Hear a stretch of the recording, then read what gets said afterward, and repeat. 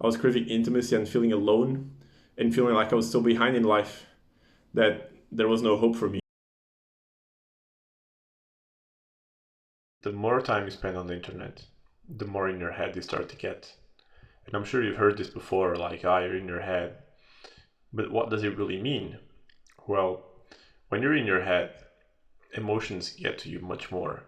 You feel much more neurotic because any little deviation in your mind state is a big deal. So if you feel depressed, it's a big deal. If you feel anxious, it's a big deal because that's all you have living in your head. And this is a consequence of spending way too much time on the internet, being mentally stimulated. And I don't want to just make this channel a talking channel. I want to actually document. We've been mentally stimulated since we were young, since we played with our Game Boys, since we played on our computers throughout our teens. We've been mentally stimulated our whole life, and that's shoved us back into our heads. We're not comfortable with our body. We didn't do enough sports when we were teenagers, and therefore we have anxiety and depression. I mean, not only, but also. The gym is a cure to this. With the gym, you get to get out of your head.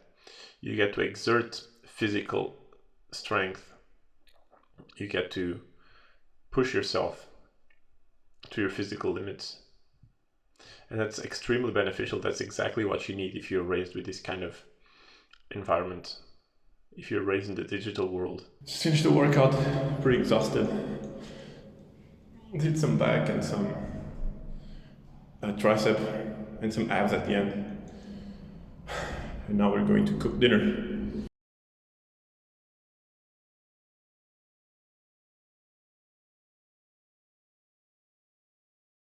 When I was younger in college, I hit my rock bottom, dude. I was like super depressed. I felt like nobody really knew me. And I was just really sad, dude. Like crying at night and just smoking weed every day. That was my life. And now I moved to Germany 3 years ago. I got people who love me, man. I got amazing people in my life, and I'll be forever grateful.